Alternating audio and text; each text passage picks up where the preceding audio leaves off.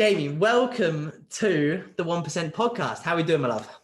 I'm very well, thank you. How are you today? I think we just said it before this, didn't we? It's just been one of those weeks.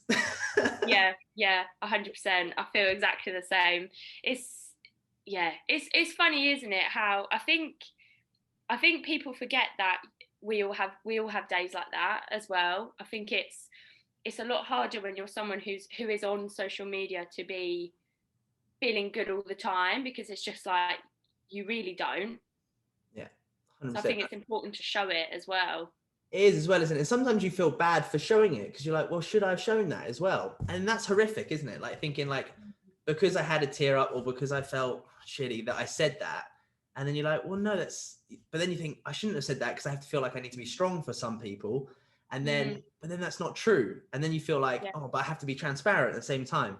But I think at the end of the day, like, this is literally one of the reasons actually I was more excited, like very excited to talk to you, because you've been very much, ever since I followed you, you've been very much like legit. Like, you know, when you like see someone, you're like, she's like, fuck this, do that, mum life, and things like that, like balancing it all. And I'm just like, that's like legit, like real legit. And I think it is hard to potentially find. I think, luckily, I think maybe for me and you, we fill our lives with people that are legit.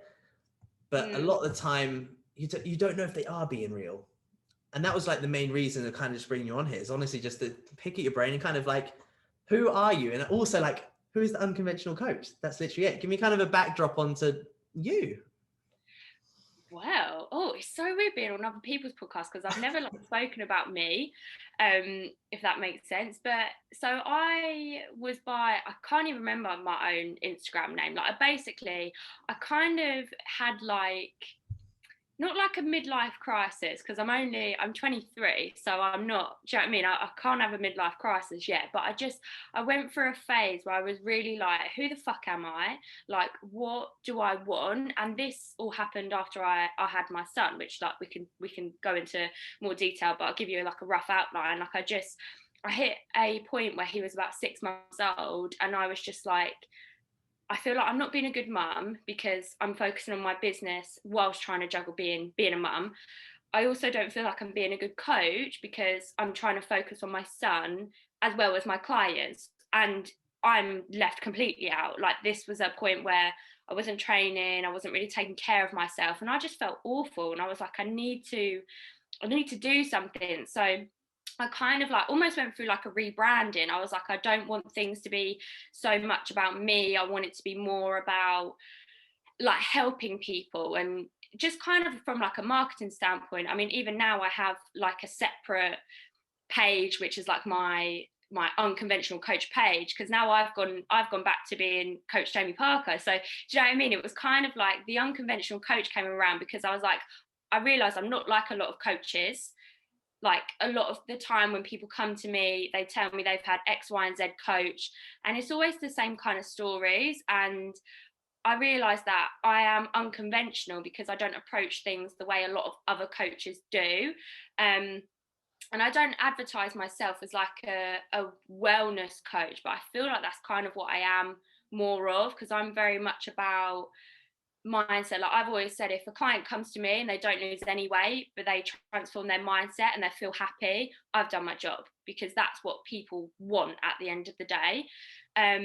So that was kind of how the unconventional coach theme came around. If you're watching, you can see my sign, the unconventional coach, up there. We don't know why I got it, but it's fancy. I like it. It's sick. It's better than my bed sitting in the background, so it's fine. You have a lovely bed frame. But that's what happens when it's all in, so it's fine. You get what you're given. 100%. But no, I think you nailed it there. It's like, actually, like, coaching's evolved so much. I think when you potentially go to some coaches, training program, diet plan, go. But honestly, like, we know that that's so easy. Like, because all training works and all diets work technically. Yeah. I mean, so actually, like, but what are we doing with the rest of our lives, sort of thing? And I think for you're very much the same mission. Like, when someone leaves you or someone, you want to be able to be like, when you get that text and you're like, someone's generally fucking happy with themselves. And it's like you can feel the warmth almost. And that's kind of what even like I see from like your stuff as well, is that like all the stuff that you post, it's amazing how a lot of your clients achieve results, but actually their mindset is the initial result. And then as soon as their mind's in a good position, like shifting body fat and getting more toned and more definition is pretty simple. Yeah, 100%.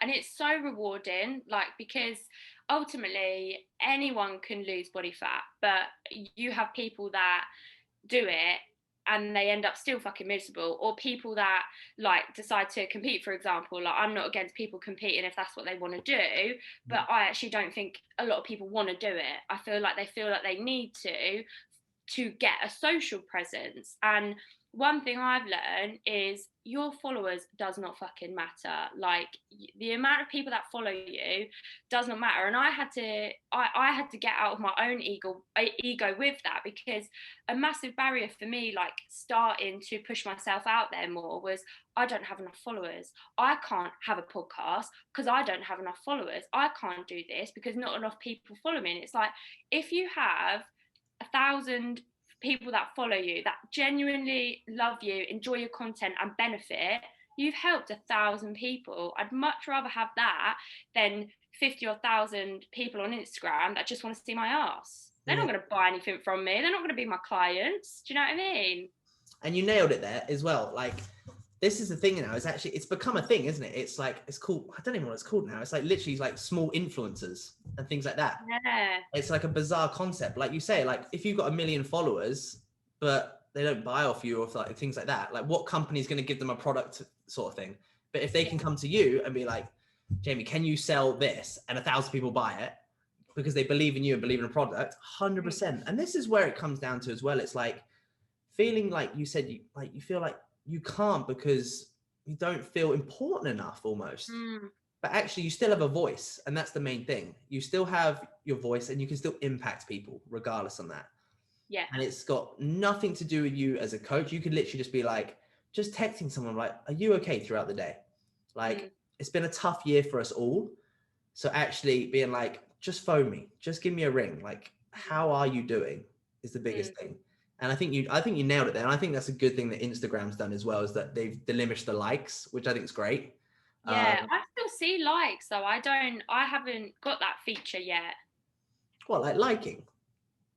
I can like things, yeah. But do you mean they're taking away the likes? Yeah, so they've like reduced it now. So they don't like, so for example, if you put up a booty picture now and it doesn't get as many likes pretty much, because they go more on like sharing. Engagement. Yeah, it's more like engagement, like comments and messages and the algorithm stuff. Yeah.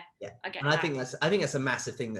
I think it's a great thing that Instagram's done, to be honest, because I think it's probably, I don't know, it's helped people's mindsets a lot more massively, probably without them realizing, but that's it. Yeah. So it's cool. Yeah. Run me through mum life. So obviously, like, because most people be like, wow, 23 is like young. Because how old is he now? He's 2. He was 2 on the 13th of March. So yeah, so I had him when I was 21. Obviously it wasn't initially planned, but as soon as we found out that I was pregnant, it was like, okay, yep, we're having a baby. At this point, I lived with my boyfriend and his mum. And we kind of weren't really on good terms with his mum, so it made things very awkward. We found out I was pregnant. I didn't drive at this point. Like, I was at the time I was pregnant, I'd been PTing for about 2 years in like a private gym. I was very fortunate in that my PT took off. Like, I got my PT course, went to this gym. I approached them before I got my qualification because I knew I passed. I was like, I've passed it, give me a job, basically. So I got the job, started fresh out my PT course. The gym there was like an independently owned gym. Like, honestly, I cannot recommend enough. Like, I learned so much from the guy who owns it there. And my PT just took off. I was fully booked PT within like a couple months, doing really well, like finance wise. I was like 19, 20, and I was like, oh my god, I'm earning like £3,000 more than I ever was. Like, it was crazy. I was like, oh my god. But I just worked. That's all I did. I just worked and saved, which came in handy because when we found out I was pregnant, it was like, right, I've got to drive. So I wasn't driving. I was like, I need to drive. And I literally passed my driving test, and we were moved out within like 3 weeks. And it was all Oh, very dramatic. Yeah, it was all so dramatic because we didn't tell his mum that I was pregnant because we just were really not on good terms. So it was like, right, we're like basically fleeing. So I passed my driving test. I was learning to drive in secret, so she didn't know. And I had a little crappy Vauxhall Corsa that we bought, and it was like parked down the road. So I was like going out on my driving test, passed my driving test, and then literally, I think it was 3 or 4 days later, I was driving down to Brighton. We were looking to move down to Brighton. I live in Crawley, so that was scary enough. Like just driving and trying to navigate like Brighton roads, it was so scary. yeah.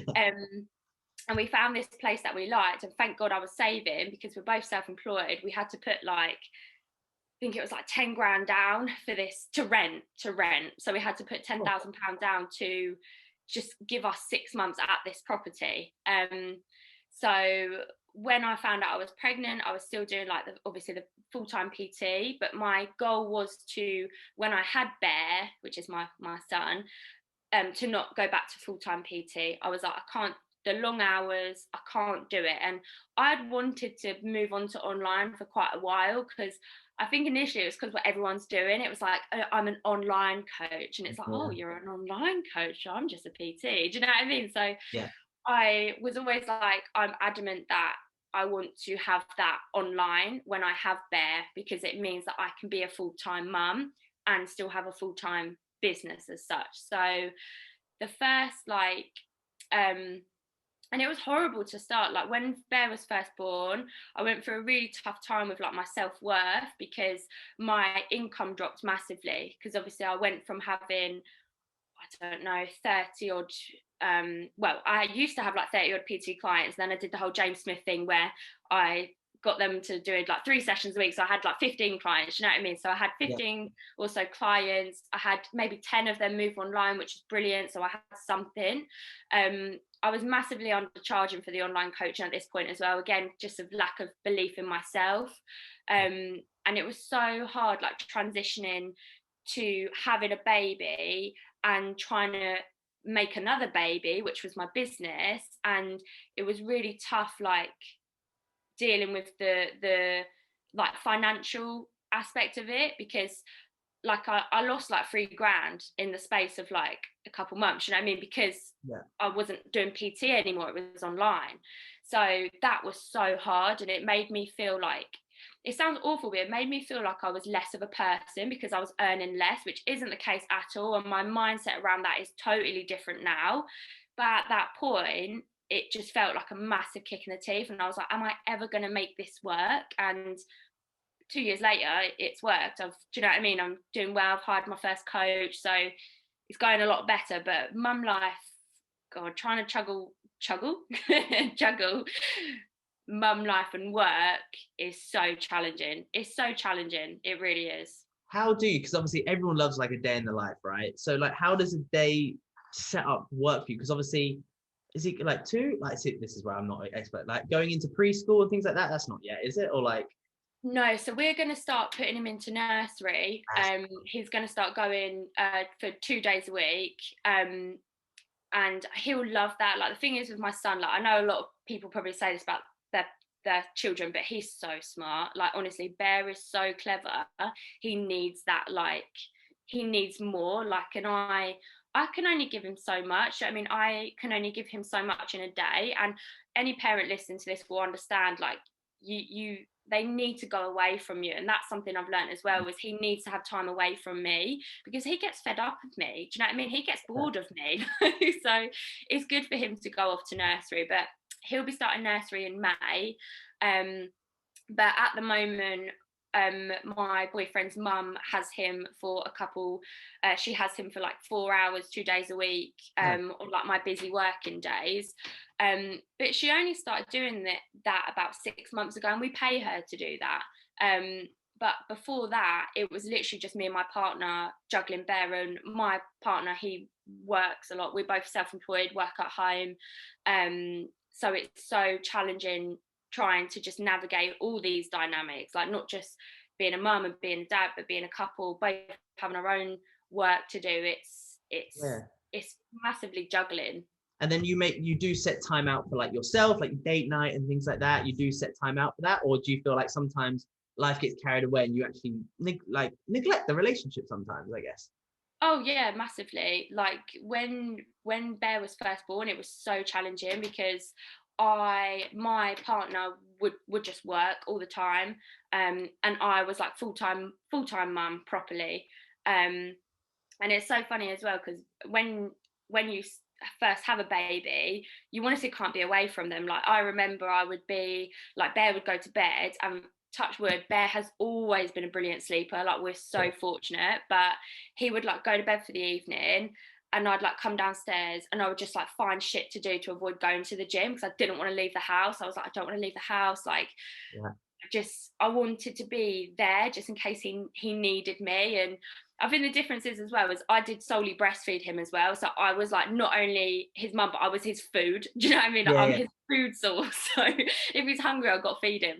So it was so challenging trying to navigate that. And for the first like when we first had Bear as well, we moved into this tiny house because basically the house that we moved in before had a bunch of mold, so we had to move to this tiny house, and we've got a dog, and finding a place to rent with a dog is a nightmare. Bitch, So yeah. we moved into this tiny 2-bed house, and it was horrible. Like we honestly hated each other. Like we were on top of each other. Like it was not a good environment at all.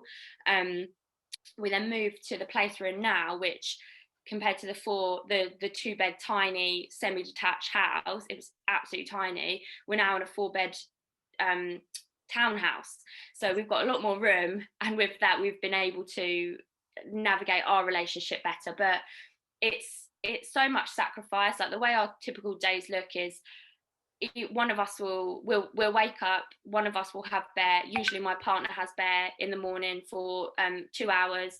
I'll work in that time, I'll reply to my clients, I might have a shower, I might brush my teeth, sometimes I I forget don't. that bit. I'll do that later, it's fine. And then I have Bear, and then he'll have a nap. In that nap I work, I put the washing away. It's just go go go all the time. Then I'll have the day with him. We'll typically walk the dog, or obviously because things have been shut as well, there's not anything I can do with him, which is so frustrating. He'll then come home. I'll reply to clients like throughout the day as well. So there's no, and this is where I struggled at the start, is there was no segregation. Like I felt like I couldn't give my clients my full attention because I was with my son, but I also couldn't give my son my full attention because I was replying to my clients. So it was kind of like, You can see why you kind of had that moment where you're like, who am I sort of thing. Like that's what I yeah, guess it's like where you can't be like the 100% best mum in the world and then best coach in the world sort of thing. But yeah, actually, this is where it comes down. Like, this is where it comes down to that perfectionist level. Like, are you ever going to be the best mum?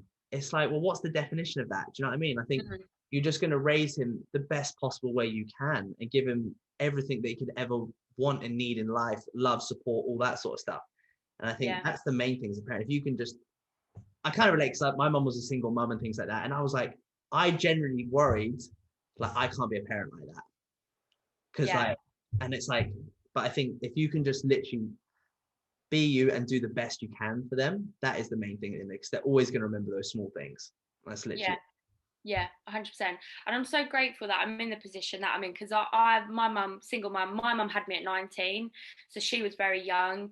Um, I grew up in like council house for my whole life, and do you know what I mean? We didn't have money. Like I remember most of our shopping would be done in like Iceland, and do you know what I mean? And I'm so grateful now, and I've said this like on my podcast so many times. I'm so grateful I'm in a position where I can go out with Bear, I can take him to a coffee shop and I can buy myself a coffee and I can buy him whatever he wants. And it's so nice to have that because I didn't have that as a kid. And even today, for example, I like bought him some new toys. I was like, right, I'm going to get him some new toys, what would help him with his development sort of thing.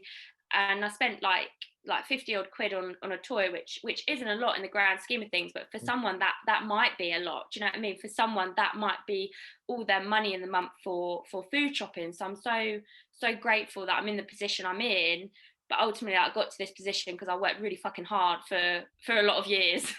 That's the thing, what people never see. It's like, if someone just tuned in right now, they would see you with maybe not a working mic, but No. and then The show. and then but they see all this, like, oh, like they just see you now. They never see what were you doing at 16, 17, 18, like things like that. Because I think some people forget that. Like for you, like you're a mum super young, but then also you were working from a ridiculous age, when some people don't start work till until they were your age and had a kid. Do you know what I mean? So actually, what people understand is like, actually, it's just, there's no such thing as luck. Like you got to the position you're in because you worked extremely hard. That's literally it. So it's like, it's almost being like, I think it's like you're saying, it's good to like 100% to be grateful, but sometimes you're like, you don't feel grateful because you've worked so damn hard in a bizarre concept, if that makes any sense.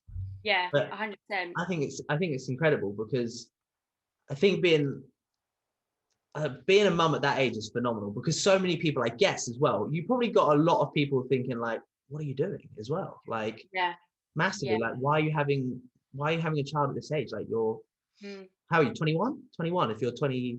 Yeah, I was 20 when I got pregnant. No, oh god, yeah, so I literally found out I was pregnant just before my 21st birthday. So my birthday's in July, so I found out I was pregnant, and I was so annoyed because my partner took me to Barcelona and it was piping hot, and I obviously turned 21, couldn't drink alcohol. I was like, no. But it is what it is.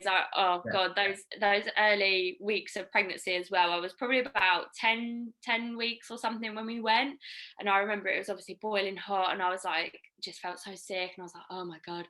But I was so lucky in my pregnancy. But I did, like, when I went out, sometimes I would see people, and like I kind of felt a bit embarrassed, like initially, like when I told the people at my gym, like I waited for the 12-week scan just to make sure everything was okay, and then when I was telling people at my gym, like even the members, like when they found out I was pregnant, like I got met with nothing but positivity and like congratulations. Like no one ever said to me, oh, you're young, or do you know what I mean? No one ever said that to me, but I couldn't help but feel like they were thinking it. Which I don't think they are, because if you know me, I don't act like a 23-year-old. When I was 20, like I'd moved out when I was 18 or 19. Do you know what I mean? I was very old for my age, and my best friend is like 30, or like my best friend Rebecca's in her early 30s, and she'll say to me sometimes, she's like, I can't believe you're like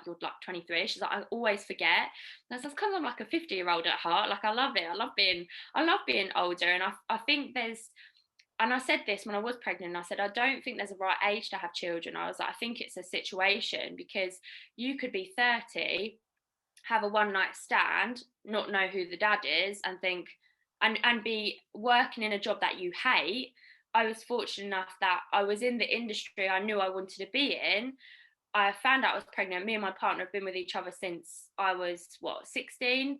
And it was like, okay, we're doing this. We're doing this. Yeah. And that's the thing, is it's like, I think there's this weird thing that everyone thinks is a timeline for life. Yeah. It's like, right, you finish school, you do this. I'm like, because our parents are probably like that. You know, you get this sort of job, you do this and you do that, and then you settle down. When you're financially stable, you have things like that. Yeah. But I'm like, there is no right time. And this comes down to literally like anything. It's like, if you want to break up with someone, it's probably not the best time to do it. Nor's next week. So just fucking break up with them now. Yeah. But it's like anything. It's the same for our world. It's like, oh, start Monday. You're like, well, just start today. It's Thursday. Why not? What's the difference? And it is just that, it's that thing. And also, especially having a little one, it's like, financially, you're probably never going to be fucking ready. Like, that's it. You're going to never be ready for that hurdle to hit you. You don't know. Also, when it's your first, you don't really know what to expect either. I'm guessing, like, you've never done it before. This is like, right, we're going to learn as we go. And that's it. And you're always learning as well. Like he's now 2, and I kid you not, since his 2nd birthday, he's a different child. Like he's throwing all these temper tantrums at me, and it's so challenging. And I always say to my clients, like when my clients say to me that, for example, they might be like, oh, I'm feeling like I want to overeat at the moment. And I'm like, okay, what's going on? What's happening? And they're like, oh, well, I just don't know. And I'm like, you do think, what's going on? I had an argument with my boyfriend. My boss is being a dickhead, which is a very common one. If you're a boss, listen to this, stop being a dickhead. Like, do you know what I mean? It's like, oh, I didn't sleep well last night. I've got all these issues. And it's like, right, okay, there's your problem. That's, everything bleeds into everything else. There's, unfortunately, you can't, if you've got a shit relationship, it's going to affect your diet. If you're in a shit job, it's going to affect your diet. It's going to affect your physical, mental health, all of these things. So it's important, I think, when you're like navigating your life, to look at what's serving you and what's not. And I don't have a lot of friends, because not a lot of people can be my friend, because I'm that friend who I won't message you back for like a couple of weeks, or maybe a couple months. Like, if they need me, I'm there. But other than that, I'm busy. And if you don't know and understand that, I'm not being a dickhead. If one of my friends was to message me and be like, Jamie, I need you, I'd be like, okay, I'm there. But other than that, I'm do you know what I mean? I'm busy. I've got stuff to do, and I do have such a finite amount of time. And I saw this Instagram post the other day, and it's like, when you're asking a mum for 15 minutes of her time, that is her time to wash her hair. That's her time to have a coffee. That's her time to clean the house. And it's crazy, because that is the real obstacle when you have a child, is the time. Like, you don't realize how much time it takes. Like, even getting him ready to go out of the house, I'm like, he's picking a toy, my dog's barking at me because she wants to go for a walk, I'm trying to get my shoes on, I haven't even got a bra on, I'm just like, oh my god, like, everything stop. I just need to get out of the house. Getting out of the house alone takes like half an hour sometimes. But that's it as well, isn't it? It's like, you don't know any of that stuff until you're put in that situation. And I always think as well, because like my sister's like got a couple now, my brother's got a few, and it's like saying goodbye, isn't it? You're saying goodbye for them for like 45 minutes. You're like, guys, just go. Yeah. But I think it's almost like that thing you nailed on the head. Even when it comes down to food, it's like, it's looking out for triggers. And this is the biggest thing. It's like, what's causing those triggers? Because there's a reason why we all feel like it. 100%. You've done it as well. Like binge eating, for example, prime example. Like, why do we just think, I'm just going to fucking eat everything? And it is, what's, like you say, has it been a bad day? What's been that fire in your belly sort of thing? Has it been like bad relationship, all that sort of stuff? So what's kind of like, if someone comes to you with that kind of like that emotion, how do you, in a sense, as a coach for you, how do you correct it in a sense? What do you do from that point? See, I love talking about this stuff, because I'm really, and I want to do like a psychology course, because I love psychology, and I feel like I'm quite intuitive with it, where I've just learned stuff along the way, and where I've learned from my own experience with binge eating. Like, I used to struggle with binge eating, and I helped myself. And I feel like a lot of people, and funny enough, I actually did a podcast on this yesterday, because there's some people in the fitness industry that are so like, you can't help people that binge eat. And I'm like, you can, just because I don't have a qualification in it. And it's like the coaches, when they're like, oh, I can't give you meal plans. It's like, but I know you give your clients meal plans. Do you know what I mean? It's kind of like that thing. Like, if I know I can help someone, I'm not going to not help them. Do you know what I mean? And I've probably helped about 50 plus women with binging, okay? And binging is so common, because it's a stress response. It's I'm stressed, what makes me happy? Well, guess what? Food ticks the boxes, because it releases your serotonin and oxytocin in one go. So you're getting what you need short term. But the issue with that is, when you're seeking a specific result like fat loss, it can be enough to potentially, do you know what I mean, take you out of your deficit and not enable you to lose fat. So I think when I approach it initially with clients, I really like to chill them out, because I feel like a lot of people initially, they're like, oh my God, I binged. And I'm like, relax. Because I feel like people give themselves labels as well, because what some people might see as a binge might be a Saturday night for me. Do you know what I mean? And it's that perception around things. Like, I can eat a whole Easter egg and not have binged, but someone might eat it and see it as a binge. So I'm very much like, bring it down a notch, relax. Initially, I like to kind of undress it. So I'd be like, what happened leading up to it? well, I had an argument with my partner. Okay, right. And then what happened? I like knowing all the details. I like knowing where the cupboard is. I like knowing where they are when they binge, because a lot of it is habitual as well. It's one of my clients, she's found herself not binging because she knows she's not binging. She is overeating. And I said to her, right, what we're going to do is we're going to move your cupboard of snacks that you overeat in, and we're going to put it somewhere else. And that alone is a massive trick. Like, people forget it's habits, it's conditioning. If you're someone who overeats in a cupboard, move that cupboard, put them somewhere. It's going to be a lot harder for you to overeat or binge if it's not where it usually is. It's the same. It's like when you have a glass of wine on a Friday night or a Saturday night, and why does that glass turn into a bottle week after week after week? It's not because you need it. It's because, like you say, it's come into that, right, I finish work, I put my feet up, whatever it is, I might do a workout, and then Friday night, that's my switch off. That's my trigger to switch off. So it's okay. So all we need to do is look at potentially changing that trigger. Let's think of a different trigger to switch off with. And it could be, like you say, something very simple. Switching, moving cupboards. It could be literally swapping like a bottle of wine, I don't know, for like a bottle of fizzy water and something else. It could be anything. But no, it's brilliant. But also, what's nice about your coaching as well is that you get very involved in clients' lives, and that's something that I love to do. I love to do, because when you build that connection with someone, you build that relationship. I think people forget coaching and things like that. It's about building a healthy relationship. The more I get to know about the other person, the more I can help you. And also as well, 50 plus women have had the confidence to come to you and be like, I've binged. That takes a lot from an emotional standpoint. Because people know it's wrong, they shouldn't do it, whatever it may be. And actually going to someone that's trying to help them with their health and fitness, surprisingly, they'd want to hide that. Why? Oh, I can't tell her that because she's going to think I failed, and then she's going to yell at me, she's going to get pissed off at me and things like that. So the fact that people are so open to talk to you says a lot about you, which is very like inspiring. So I love that. Well done. Oh, thank you.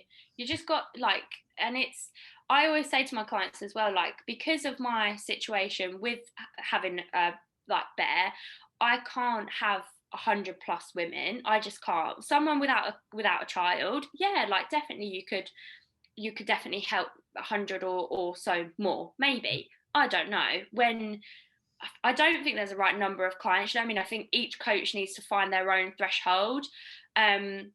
But I've had a lot of people come to me when they've been with a coach and their coach has just took on too many people and they're not getting that one-to-one support and help that they need. And I only work with people that I want to work with, and I only work with people that I gel with. Whenever I onload someone, I always have a call beforehand to talk to them, but also see how we communicate. Do we get on? Do we not? Do you know what I mean? To have a feel for it. And I think that's so important because it is so personal. And like you say, it's not a case of like, and some coaches might do their coaching differently where they are more hands off, but that's not the people I work with. I work with women that have a lot of mental health issues, but self-esteem issues. I'm not working with girls that are just like, I just need a coach to get me shredded in 12 weeks. Like, that's not the women I work with. I work with women who are like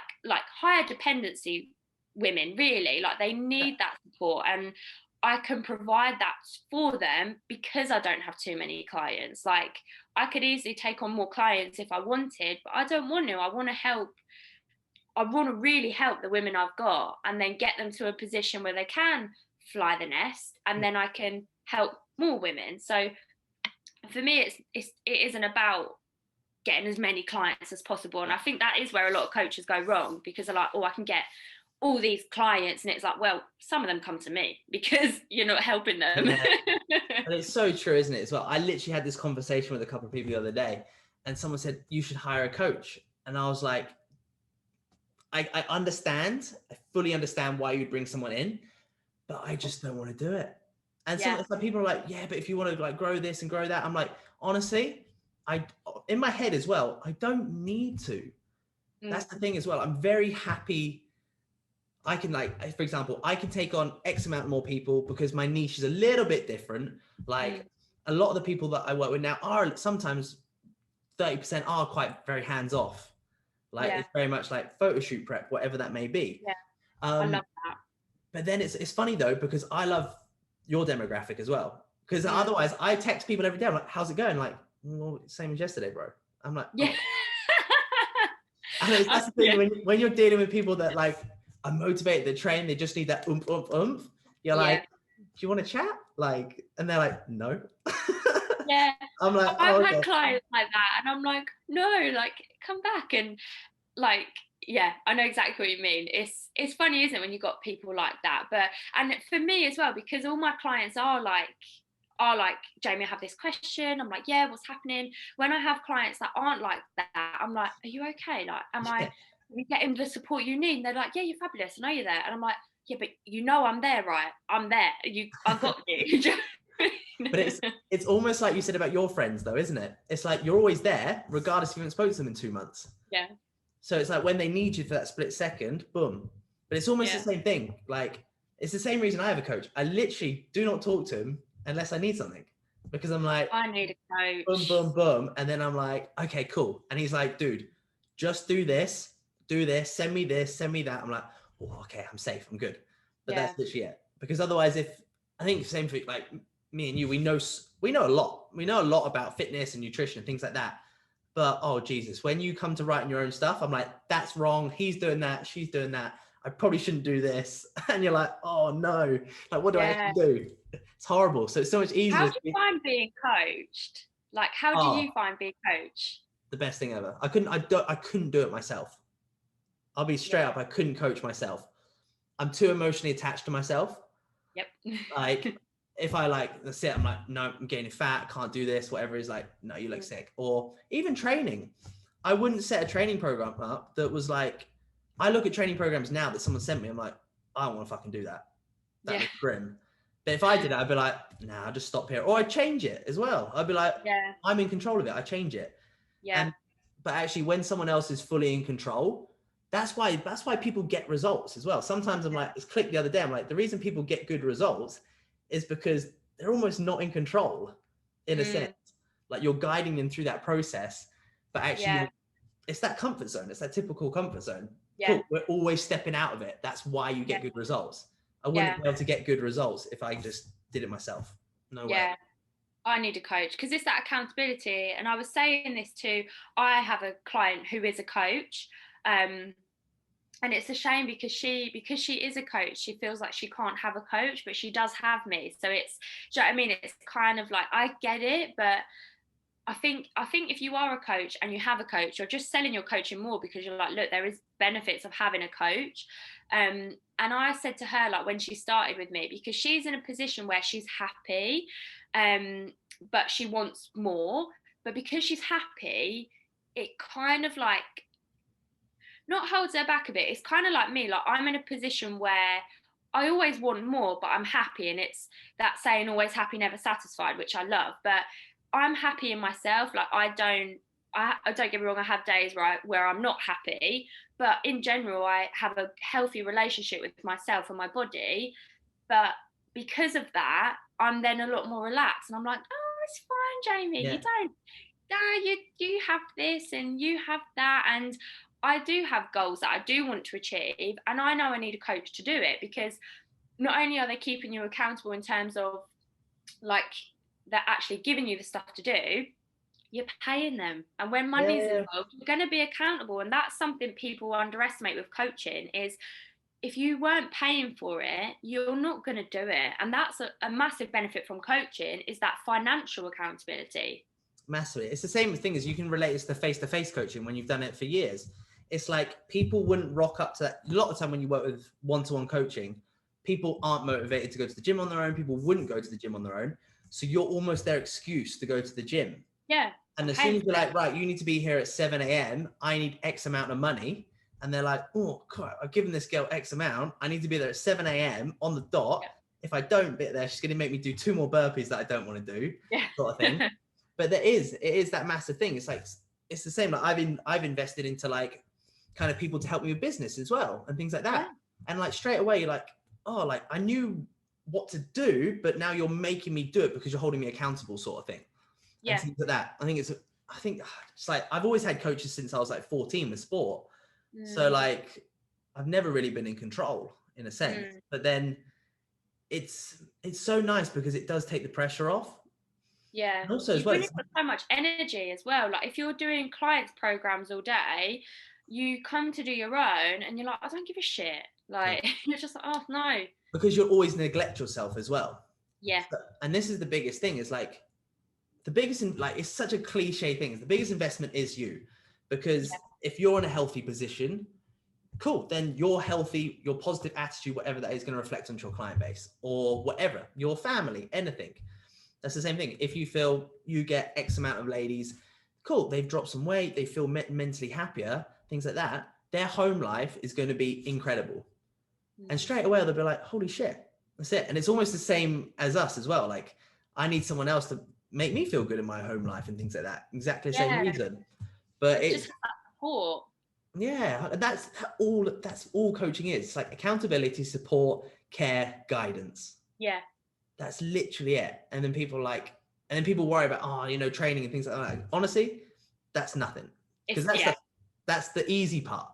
Yeah, absolutely. It's the smallest part of it. It really is. Like you said earlier, you can follow any training program and get results as long as you've got progressive overload and the basic exercises in. You're golden. Do you know what I mean? You're doing fine. It is that support, and it is that, like, I have clients that literally just need me to tell them that I'm proud of them and they're doing a good job, because they're not getting that from anyone else in their life. Do you know what I mean? And it's crazy how much of an impact you have on someone else's life, because I think like fitness and online coaching is not just about losing weight and like eating well. You're changing your whole life. You're changing your attitude towards life. You're not going to waste time and you're not going to waste energy with people that aren't serving you. Do you know what I mean? So a lot of the time when people start like a health and weight loss journey, they lose a lot more than just body weight. They lose dead weight in their family. They lose dead weight in their relationships. They quit their jobs. And I'm one of these really annoying people that, like, when I see, like, I'll have a client, she does like baking, and she sent me a picture of like a cake she baked, and I was like, that's amazing. I was like, you should make an Instagram page, you could become a baker. I'm like, let's do it. Like yeah. But you know what though, that's so funny, because I remember when I first started PTing, I came off the back of being a full-time athlete through a different sport. And it was like, I went into PT thinking, right, everyone wants to get fucking abs and be an athlete. And I was just like, oh, do you know what? Probably only in the last maybe year have I learned maybe people don't want that. Yeah. What sport were you doing? Kayaking. Yeah, see, that's so different. Everyone's like, "Oh, what you doing?" Everyone's like, "What the fuck is that?" To start off with. I don't know what kayaking is. So did you compete? Yes, I competed for GB for 6 or 7 years. Yeah. That's so cool. Yeah, it was quality. Yeah, that's why I was like, I failed school. I was never there. It was great. I'll do kayaking. Yeah. Oh, it's such a random story. But yeah, that's it. No, but that's the thing. It's like, same for you. Fitness and sport has taught me generally everything in life. Yeah. I when I say everything, I generally mean everything. That's the bizarre thing. You can say bodybuilding's given me discipline. Boom, boom, boom. Eat this, do this, boom, boom, boom. And then how do you execute that? I'm like, I wish I had an answer. You just do it. You rock up and do it. It's the same sort of thing. Like being a mum, it's like, you don't want to do half the shit, but you're a mum. It's just autopilot. You just do it. You get up at 2 a.m., you do your job, sort of thing. Yeah. I think that's the nicest thing about fitness, in a sense. Like whatever your fitness is, if it's yoga, if it's running and things like that, it forms habits and discipline. It teaches people to take care of themselves, regardless of what you do. And I think that's a very admiring sort of thing from any person. It's great. It's that whole, like, by creating a physically stronger body, you're also disciplining your mind. Like the more physically strong you are, the more mentally strong you are. And it's especially like pregnancy, for example, when people always on about training when they're pregnant, but I cannot tell you how like when I was pregnant, I was never one of these pregnant women that's like, oh, I'm pregnant, I need to sit down. Do you know what I mean? And everyone suffers pregnancy. Everyone goes through pregnancy differently. Some people really have shit pregnancies, but in a way I think sometimes that is self-inflicted in a way, because if you were more physically active before you were pregnant and during your pregnancy, whatever that is, whether that's a 30-minute walk a day with the dog, whether that's 5 CrossFit sessions a week, do you know what I mean? By being physically more active, it is really going to help you, not only giving birth because you're pushing a child out of your vagina, do you know what I mean? It's going to prepare you for after, because when I was pregnant, I never needed help. Like, I did everything myself. Do you know what I mean?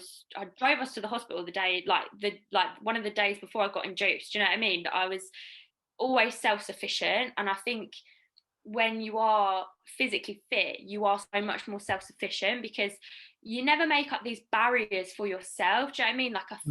I feel especially as a woman, I think a lot of the time women give ourselves barriers in a way because we're like, oh, I'm a woman, I can't do this, or I'm a woman, so a man should do that. And it's like my partner doesn't drive, so I do everything. Do you know what I mean? Yeah. Do you know what I mean? So I think it's just not, it's not giving yourself barriers or saying to yourself, I can't do this. Like, one thing I always used to say, oh, I'm not a runner, I'm not a long distance runner. The reason I'm not is because I don't do it.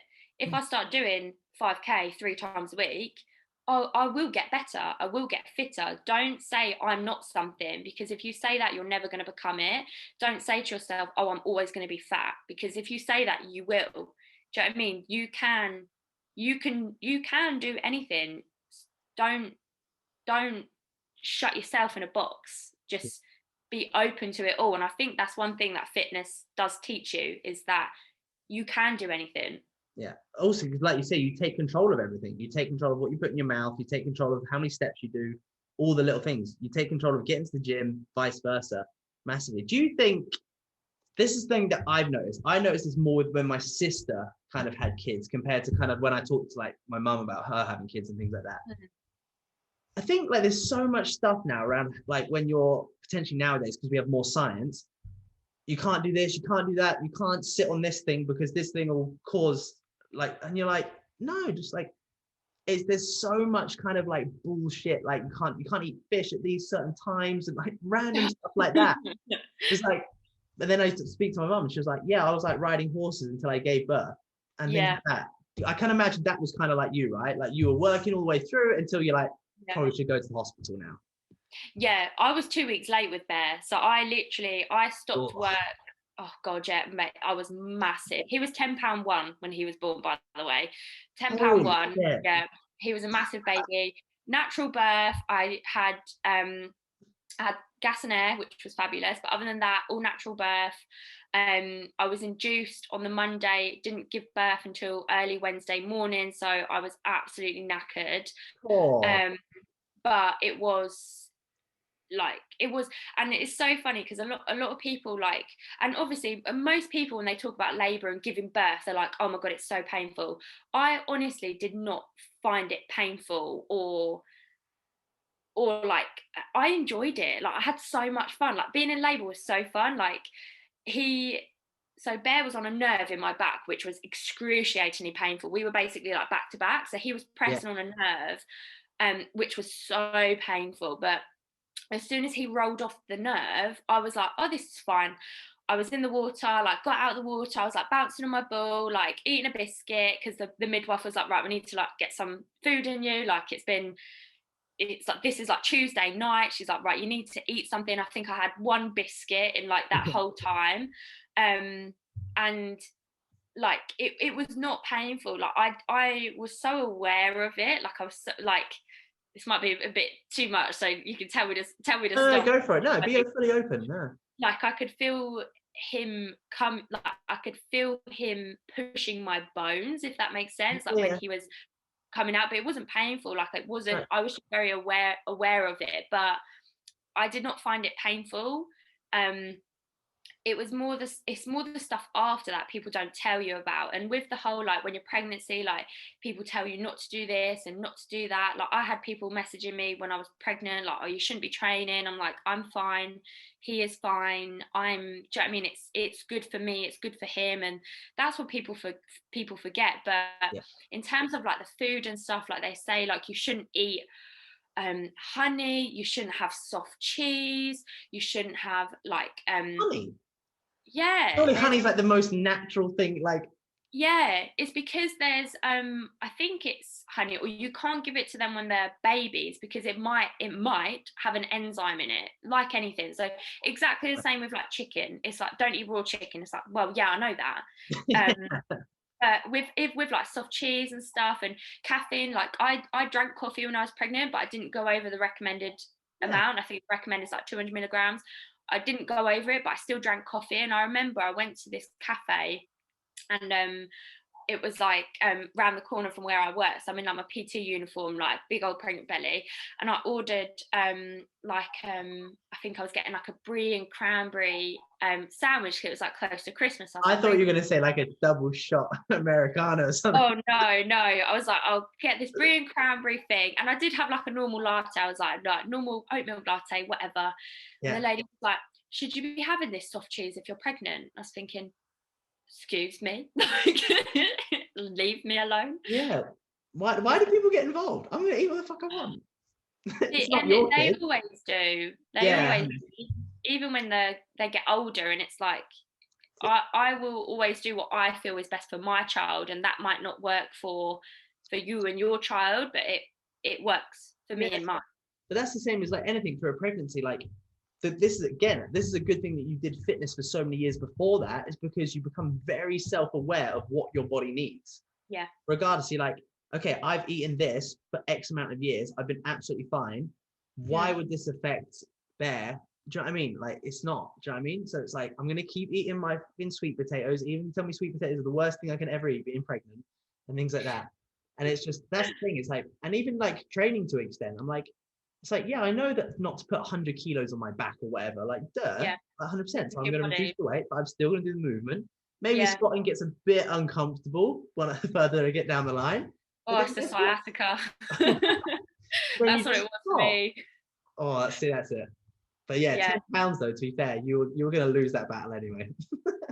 God, yeah, literally, he was ginormous. And it's, my friend's just had her second baby, and he was 7 pounds when he was born, and he's 8 pounds now. And I saw her the other day, and I was like, I can't believe that Bear was 2 pounds bigger than that at birth. Like, That's nuts, isn't it? it's crazy. But he's a big. I put it down to all the galaxy I ate when I was pregnant. I honestly, my appetite went completely when I was pregnant. Like, I honestly, it was all, and I've spoken about this before, but even after pregnancy, I'm my appetite is completely different now to before pregnancy. Like, I can't eat oats. Like, it's funny. It's all the stuff I did used to eat. I now like can't really eat, but Galaxy was the one thing that just hit right. And that's honestly, towards the end of my pregnancy, like, you get the big share bars, like, Yeah, not the little, the big no, share bars. you're not Give sharing me that. 2 days, gone. That's cool. Do you have what did you find, like, this can come more down to a hormone base? So actually, like, pre-pregnancy and then post, how have you found hormonally any different? Or are you kind of like, again, this can come down to things like appetite, cravings, even like sometimes, like, I guess calorie intake, things like, because your body's going through a massive chemical change. Oh, Have you noticed any kind of difference to those, like pre and post sort of thing? so before I had Beth, so I wasn't on any hormonal, I wasn't on any contraception for probably a good couple years, because I actually got misdiagnosed with PCOS. So basically, I'll give you a bit of the background. So when I was at my worst, I had really bad body dysmorphia, really bad binge eating, and I was adamant that competing was the answer. I was like, I'll compete, I'll get shredded, or as I like to say, dick skin shredded. I'll get dick skin shredded. And I had wanted to do steroids because I was so unhappy. I was like, I want to do some form of steroids to get rid of all this fat. Really, I just needed to stop binge eating. So I went to the doctors to get a blood test to start steroids, which is horrendous. And they came back and they were like, "Oh, you got PCOS." And I was like, "What's that?" And they just said, "Oh, sometimes you don't ovulate." And that was it. I got no help, nothing. And I've always wanted to be a mum. And I knew that obviously PCOS, it makes things a bit more challenging because, like I say, you don't ovulate every month. And I was like, that was the turning point for me. I was like, I need to sort myself out because it's affecting my future. It's affecting my body. I cannot go on like this. And I actually decided to bulk. So I switched my mentality from dieting. I started increasing my calories, and oh my God, it was such a game changer. I was eating a lot of calories, but not only that, I was just free. I would eat pizza and not feel guilty. Do you know what I mean? I listened to my body. I gained a lot of muscle, which was fabulous. This is like a good few years ago. And my body I was just in such a good place. And obviously when I did get diagnosed with PCOS, I come off hormonal birth control because it's not good for you. Like, I'm doing a lot of research into birth control and hormones at the moment because I just find it so interesting, and it's awful the side effects of taking hormonal birth control. Pretty much all of them have a lot of negative side effects, and and you almost like, I kind of tread on water when I talk about it because I'm like, I don't want to offend people, but it's like it's facts. It's not good for your body.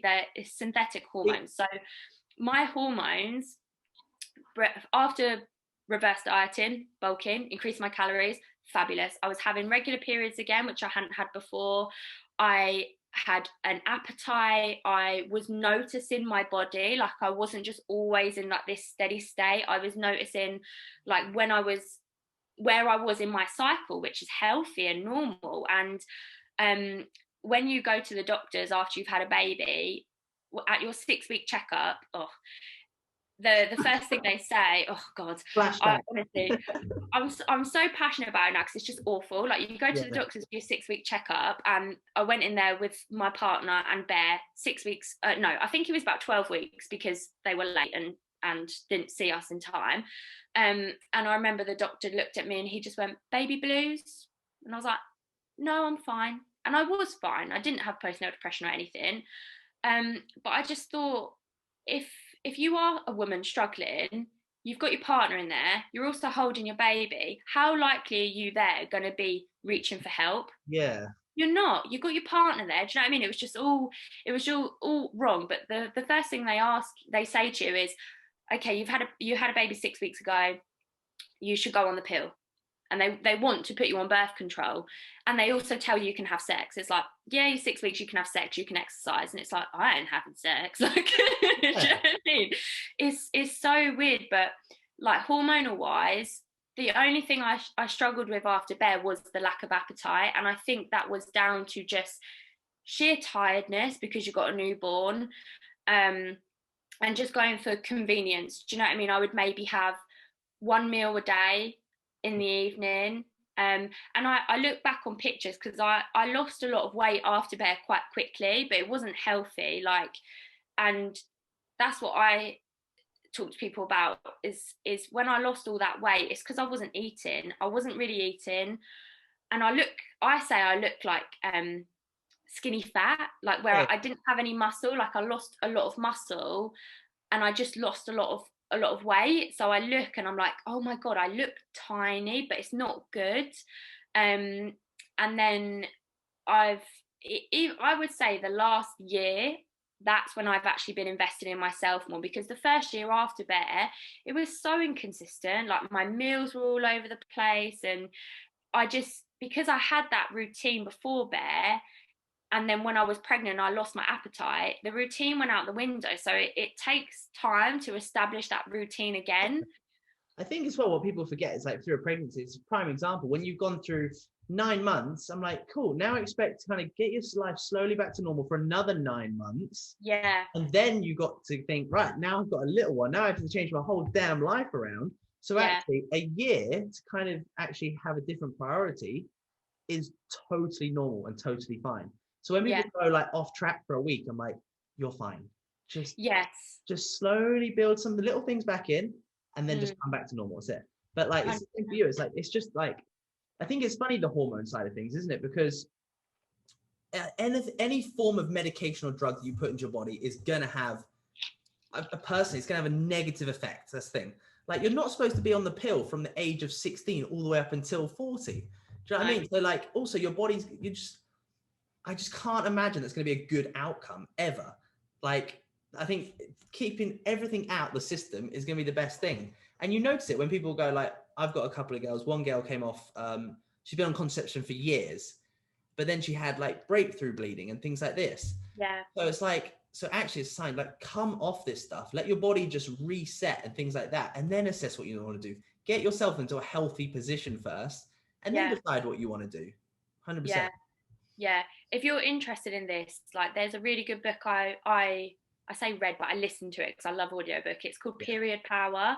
And I kid you not, you will listen to that and you'll be like, oh my God. And it will give you so much to help your clients with as well. Because I mean, even being a woman, I didn't know about this stuff. And I'm a woman. I have periods. Do you know what I mean? Like, I did not know any of this stuff. And then I read that book and I was like, oh my God. And now, as soon as a client comes to me with like any kind of like hormonal issues, I'm in a position where I don't claim to be a hormonal specialist, because I'm not, but I know what to do. I know how I can help them. And I give them that book. And I kid you not, every woman who I've given that book has come off of contraception and they say, I'm never fucking going on that stuff again. Yeah.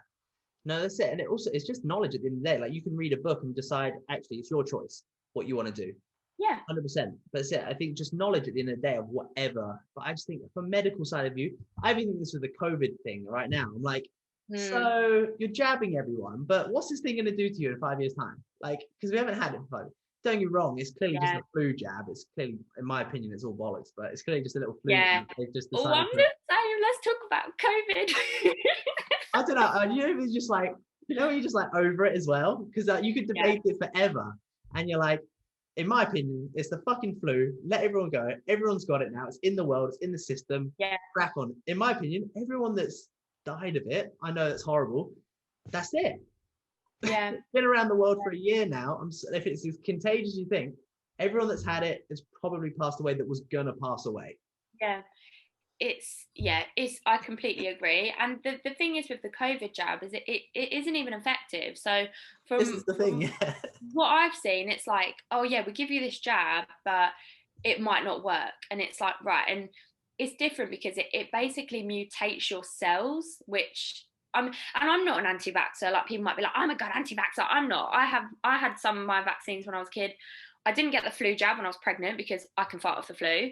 Yeah. But anything else, Bear's had like his you get like measles, mumps and rubella, like Hep C, all that basics, Yeah, I'm not getting a COVID jab because I do not need it. My son is not getting a COVID jab because he does not need it. It is the flu, and it kills people, unfortunately, who are elderly. And again, it's unfortunate, or with pre-existing health conditions. And the biggest thing that contributes to COVID death is age and obesity. So why are we locking people down, putting them in their house when they can't get any vitamin D, and they're probably comfort eating and doing all these things that are not going to help them?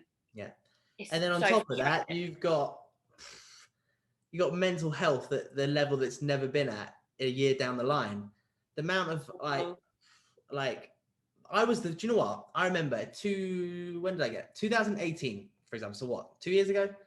I remember my sister telling me she had anxiety, and I was like, fucking grow up. Anxiety, like, what is this shit?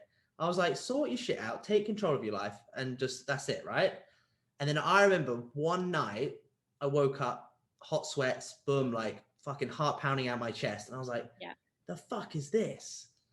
And like, no clue, brushed it off for probably like 6 months, and it kept happening like probably like 3 times a week, every night sort of thing. And I was like, what is going on? And like in the day you'd feel a bit like just not spaced out, not with it. And then straight away you're like, oh, that's a panic attack, it's an anxiety attack. And then you're like, oh. And it's only now recently that I've like reached out to someone to start talking about it. Yeah. And I think as well, like, I can put this straight onto like maybe men. Guys think, maybe not so much nowadays, I think it's quite more open that guys can express how they feel. But I even think now is that guys feel like they feel weak if they have to express how they feel. Yeah. And I think there's nothing wrong with that. Like when you look at some of the stats on like guys from 18 to 25 committing suicide and stuff like that, Yeah. I'm like, Jesus Christ, like that is some seriously worrying stuff. Yeah. And, like you're 20 years old, like what have you got to be depressed about? You've got the rest of your life. But the fact that whatever's going on behind the scenes that no one sees, that someone's willing to do that is petrifying. And COVID's just kind of, I think, escalated that side of it ridiculous. And I think that's the biggest worry for me. Even coming out of this, how many people are worried coming out of this? Yeah, 100%. It's just, it's isolating people, and the whole anxiety thing is, I was exactly the same. Before I had anxiety, I was like, anxiety, you're what, you're nervous, you're a bit scared. Like I laughed it. I was like, what the hell? Yeah. And then I got anxiety and I was like, oh my God, this is horrible. Do you know what I mean? And it's awful. And I completely understand what you're saying in terms of you being a man and it being different for men, and men not being allowed to show their emotions. And one thing that because obviously I have a son, I'm a girl, I want to make sure that Bear is in a position where he can express his emotions. So even now, for example, like I read something and it was like, if your child is crying, don't tell them to stop crying because they're showing their emotions. And there'll be times where like Bear's crying and Ash will be like, don't cry. Like Mash is my boyfriend, he'll be like, don't cry, you're a big boy. And I'm like, no, don't say that to him. Ask him why he's crying and say, it's okay, you can cry. Like, you reassure. And he's only 2, but already I have it drilled into me that I will allow him to cry and I will allow him to express those emotions, because that is a massive thing with boys. And we do that with boys as their children. It's like, you're a big boy, big boys don't cry. And it's like, no, So, isn't it? Yeah. It's everything. And I've had counselling recently. Like I've had counselling. Me and my partner are actually in couples counselling at the moment, because when you have a baby, you're both really young, everything going on, it gets a bit crazy. And as well, it's that accountability as well, because we have counselling or therapy once a week. We are more accountable to our relationship. We are going to put time aside to us, because we're going to go to that guy once a week and he's going to go, have you guys had a date night? And we're going to go, yes or no. Do you know what I mean? So yeah. It's crazy how much of it, everything is from our childhood, and that's what I've learned from counselling.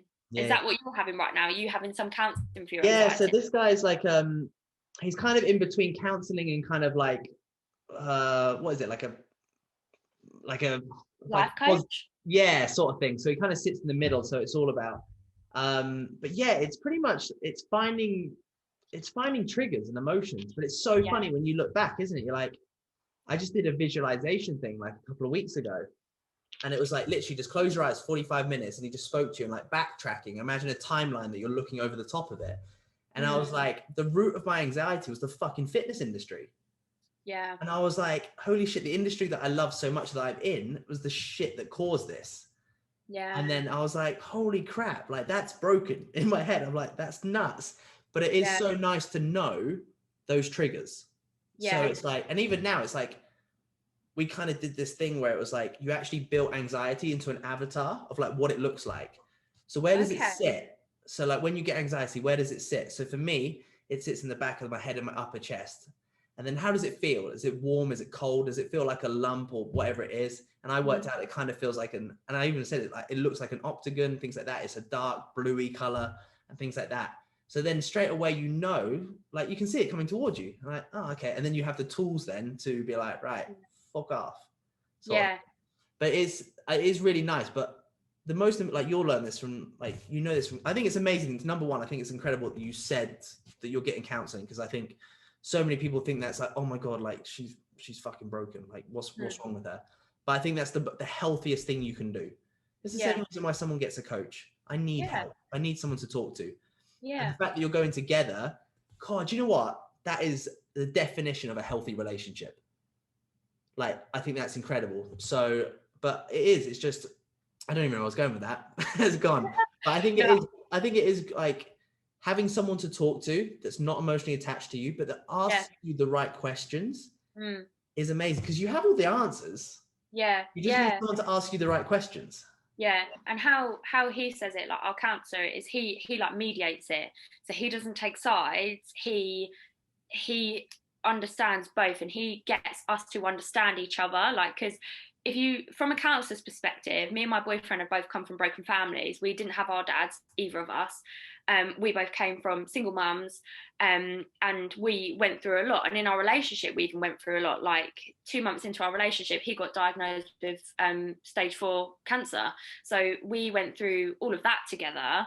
To then, do you know what I mean, have a baby together. To then both be trying to make our businesses work. Like it's really hard, and it's one thing that me and Ash have established, and I'll say this on here because I've got no filter at all about anything. I'm very open and honest. Like we don't want to be separate because we don't want Bear to come from and this is from a counsellor, like a quote unquote broken family, because, or like it's, I don't want to say broken family because I 100% think that you could not be with your father of your child and still have a healthy child and a healthy relationship, but in like a counselor's term, it's not what's meant to happen in a societal standpoint. Do you know what I mean? And we don't want that for our child. We want to make our relationship work because we love each other, and we love Bear. Like, we want it to work, but it's not easy. Do you know what I mean? You have to make these sacrifices, and the counselor, he mediates things, and he helps us understand each other, because we're not each other. We don't understand each other. And when you take a step back, I can understand that, oh, Ash acted that way because of what's happened in his childhood, or I've acted this way because of what's happened in my childhood, or do you know what I mean? So you just can understand what is going on, and you'll be surprised as to how you react to things when someone explains it to you. Do you know what I mean? Yeah, no, it's it. And it's, you nailed it, really. It's kind of, it's one of those things when you wish you could sit here and talk about like every session, because the amount you learn from it is phenomenal. But also, I think I would recommend anyone to talk to someone at that level. Just that, like, even if you did like literally one session, just to be like, just someone to ask you some questions that you've never asked yourself. Yeah. And only till then, it's like, until it just, because it's stuff that you're not willing to do on your own. If someone says like, are you happy? Like, genuinely, are you happy to the gut? And I guarantee you, most of us could sit around now and be like, no, Yeah. like, sort of thing. And it's that awkward thing. Well, why aren't you happy? And then it's like, right, write a list. Right. I'm not happy because, I'm not happy because, I'm not happy because, and then turn it around. What will make you happy because, or whatever. Yeah. Things like that. I think it's just something you could just, like, anyone could do these. It's like, I don't, do you do journaling or anything like that? No, it's something I do want to get into. I've wanted to do it, and I was like, I need to buy the book first. I need to just buy a nice book and I'll journal. Do you know what I mean? It's like that whole set thing. But I do like plan all my days out in like a planner and stuff. But I do want to do the journaling, because I think it's nice to see how you feel, and see how you think about things. Yeah. And a lot of the time, like what you were sort of saying earlier with like, I'm not happy because X, Y, and Z, I think people forget that a lot of, like, you know, when you get to a point, you're like, you just have like that moment where you're like, what the fuck am I doing, sort of thing. A lot of it has come from loads of little things, like for me, me and Ash, for example, like in our relationship, I was getting to that point because of loads of little things. Like, he didn't do the washing up, he didn't help me with Bear, Bear didn't have a nap today, so I didn't get to do any work. I've got 3 clients that need adaptations to their plans, la la la, and it all sort of builds up and builds and builds and builds. And I think, if anything, one positive that has come out of COVID is I think a lot of people have started to internalize more. So they're actually looking inside themselves and saying, what is missing from my life? And you see so many great things, like people starting to like just do like crafty stuff at home. Like I'm desperate to make candles. Like I'm going to make candles. I've got all this stuff, I just need to do it. And do you know what I mean? I think people are internalizing, and they're actually thinking, am I happy? No. And I think when we have distractions taken away from us, like, not that friends and family are always a distraction, because they're not, but when you are not so focused on everyone else, you can focus on yourself, and you realize, actually, this is missing from my life, let's do something about it. And I think that's one benefit that's come out of COVID. 100%. And I think it's giving people the opportunity to, maybe I was like, fuck, I was in a rut. Like, and it's just kind of given us that reason to be like, well, what do I want? I know there's so many people that I spoke to an old client the other day. He's like, dude, I'm moving to the Bahamas. I was like, out of everywhere in the world, like, but I was like, mate, go for it. I think we've all realized that actually, like, we just want something to change in our lives. Like, this year has taught us, like, man, like, life's short. Let's go. Like, let's travel. Let's explore. Let's achieve things that we want to achieve. Or take that action to achieve things we want to achieve. I think everyone's going to come out of this in a good way. I think in a mental way, 100%. Longer term, we're not going to be fixed straight away, but I think longer term, this is going to do the world and everyone in it a lot of good. Yeah. Financially, no, probably not, the economy wise, not the best, but I think actually everyone else involved, massively. And it's just riding the wave, I think, massively, like, because everyone's in the same situation regardless. Like, the whole world's the whole world's messed up wherever you are. Like, shit's not normal anywhere in the world. Like, when you walk down the street and people are wearing face masks, you're like, that's not a normal thing. Yeah. Like, oh no, I can't be like 2 meters away from you and things like that. And you're like, that's just ridiculous, isn't it? Yeah. It's not normal. No, it was a little thing here. It was like here's pretty normal, but everything's 3 meters. Yeah. So, like, it was little things like, I think, what was it? I went to put my arm around someone and just like hang out, and you're like, oh, you can't. They were saying, you can't do that. I was like, so you can't show affection in a public place? That was literally what it was. I was like, that's crazy. So, I just think everyone should be allowed to live their life. Like, and do you know what really annoyed me, actually? I got this thing through the post the other day. It's called a census, and basically I have to fill this out, and it's just asking me information about myself for hospitality, transport, and it's kind of like a questionnaire. And I'm like, I didn't fucking sign up for this. Like, why do I legally? And it's like, you could be given £1,000 fine if you don't fill this out. It's like, I didn't fucking sign up to this when I was born. Like, why do I have to give you my address, my name, like, and taxes? Taxes. Like, I think, right, this is kind of going off subject, but I think it's a really good idea. With taxes, I know that the taxes, because obviously I'm self-employed, so I pay taxes differently, and I know that our taxes are going to go up to pay for all this COVID shit, to pay for these vaccine centres that they've made. I will be paying for it regardless, like, not just me, obviously, but do you know what I mean? Taxpayers are going to pay for it. I don't think it's fair that I should be taxed the same as someone who smokes, drinks alcohol, and who doesn't contribute to society. Do you know what I mean? I think even for taxes, it should be delegated. It should be like a questionnaire. It should be like, right, like, do you smoke, do you drink? And you should be rated almost of how much of the NHS resources you're going to use, because I don't use the NHS. Like, the only time I've used it is to give birth. Like, I don't go to the doctor. 2 years ago now, I just get pregnant and just go again. 100%. I'm just like, no, it's all wrong. Like, it's I would just like to, I honestly, the whole thing with COVID, I literally just want to travel. I want to travel the world. I want to see it before we ruin it. Like, I really do. Like, it's awful to see what's going on in the planet, and I just think I want to see it while I still can, and I just don't want to waste my life just working, because at the moment that's all I do is work and be a mum. And I'm like, as soon as this is over, we're going off, like, we're getting on a plane, we're going to travel, like, come pop and see you in Dubai, like. Just move your business here as well, and then you can avoid the taxes. Oh yeah, no, exactly. We'll sort that out behind the scenes, it's fine. Yeah, exactly. You can just give me your contacts. Do you know what, that's the amazing thing? Do you know how easy it is? Yeah, it's like it's amazing.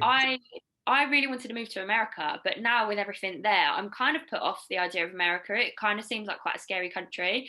But there are some states in America where you don't pay tax like Texas. Yeah. And obviously Joe Rogan's moved there after he just got that big Spotify deal. And I was like, I see what you're doing there, Rogan. Yeah. I see what you're doing. Do you know what's amazing is every company does this. So like Facebook, well, let's just buy an island. Yeah. So buy an island and put, our business is there in the middle of the sea somewhere. Yeah. Amazon, the same thing. Like, okay, so we have distributing centers all over the world, but actually a few of them are in tax-free zones. And things like that. It's almost like, thing is now we live in such a smart world where it's a polite way to do offshore banking. So when we send our money to Switzerland or whatever it was, I'm like, now we just do it a legal way. Yeah. Screw you, legal system. Oh, that's it. Yeah, especially tax. But no, honestly, Helen, we've absolutely smashed this. So otherwise we could talk for hours. We really could. Just to wrap up, give anybody at least a little piece of advice. How can someone take that one step forward tomorrow? How can someone go 1% further forward tomorrow? I'm one of these people where I could honestly talk for hours, and I just have so much coming to mind. I think the message that I want to give across today is to be kind to yourself, because I feel like so many people just try and like do too much too soon, or do you know what I mean? They criticize themselves before they've even started. It's like you haven't even started your weight loss journey, and already you're telling yourself you can't do it. Do you know what I mean? Like if we're just talking about like generic weight loss stuff, I think be kind to yourself, because if you're kind to yourself, you can accept yourself, and when you can accept yourself as you are, you can make yourself better and you can grow. You can't, if you hate yourself, you're not coming from a place of love, you're coming from a place of hate. So be kind to yourself, and always trust that there is, like, I'm a great believer in signs. I'm a great believer of power of the universe. Do you know what I mean? Like, it will happen if you give yourself the right space and the right mindset for things to happen in all areas of your life. So just be kind to yourself. No, I love that. I needed to hear that one, so I appreciate it. That was good. That's for you. But no, honestly, it's absolutely been incredible to speak to you, and we'll definitely have to. Well, we'll just have to do another one, so it's fine. Yeah, well, I'll get you on my one.